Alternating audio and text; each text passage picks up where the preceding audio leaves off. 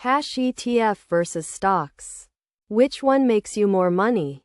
Most people are choosing the wrong investment and losing thousands of dollars because of it. Today we're settling this once and for all. Hey, I'm breaking down exactly why ETFs are crushing individual stocks for regular Americans. And the one situation where stocks might actually be worth your time.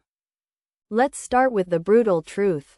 90% of professional stock pickers don't beat the market. That's the S&P 500. That's Vanguard, Fidelity. The smartest people in finance with decades of experience and millions of dollars in research. They can't consistently beat a simple index fund. So what makes you think you can do it in your spare time on Robinhood? But here's where this gets interesting. Part 1. What you're actually buying. An ETF is literally just a basket of stocks bundled together.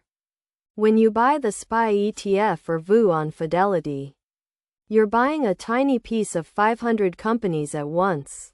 Apple, Microsoft, Tesla, Nvidia, all of it, in one purchase. An individual stock is the opposite. You're betting on one company. If you buy Apple stock, you own part of Apple. That's it. Now here's what most people don't realize.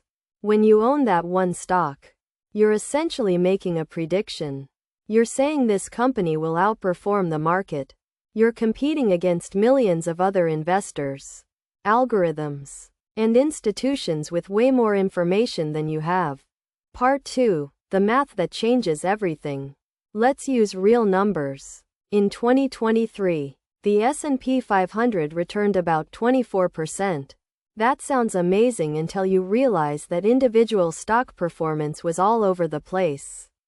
Some stocks went up 40, 50, even 60%. Others crashed. Here's a concrete example. Let's say you had $1,000 to invest on January 1st, 2023. You buy a VOO ETF through Fidelity.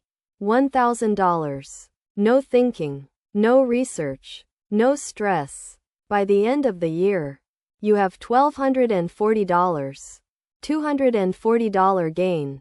Nice, right? Now imagine your coworker put that same $1,000 into Nvidia stock because he heard it was gonna explode. It did. He turned that $1,000 into $3,200.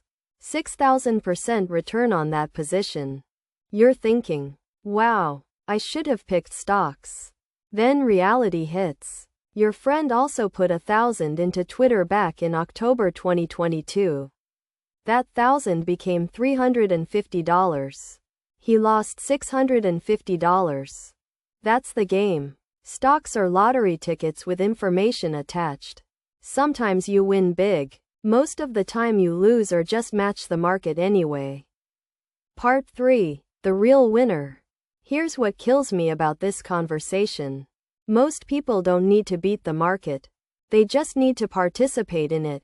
The average American in a Roth IRA with a basic S&P 500 ETF from age 30 to age 65. We're talking about turning $100 a month into over $400,000.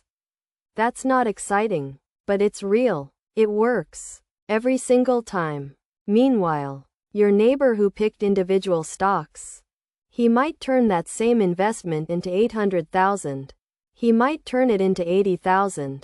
The stress, the research time, the portfolio management, the taxes when he trades. It's exhausting. And here's the kicker. Studies show that people who pick individual stocks trade more often. More trading means more taxes. More taxes means less money in your pocket. It's a death by 1,000 cuts situation. The one exception. Now, if you work at a company and get employee stock purchase plans or RSUs, that's different. That's free money. Take it. But that's not picking stocks. That's just accepting what your employer gives you. If you genuinely enjoy researching companies, understand financial statements, and can treat stock picking as a hobby with money you can afford to lose, cool. Allocate 5 to 10% of your portfolio to that. Keep the rest in VOO, VTI, or QQQ through Fidelity or whatever platform you use. The bottom line: ETFs win because they're consistent, they're tax efficient, and they remove emotion from the equation. Stocks are exciting until they're not. ETFs are boring until you realize you're rich. You don't need to be a stock picker. You need to be consistent. You need to invest regularly. And you need to not panic sell when the market drops. Start a Roth IRA today. Buy VU or VTI. Set up automatic investments. Stop watching CNBC. Come back in 30 years and thank me.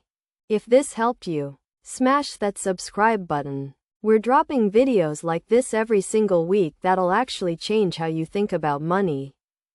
Let's go.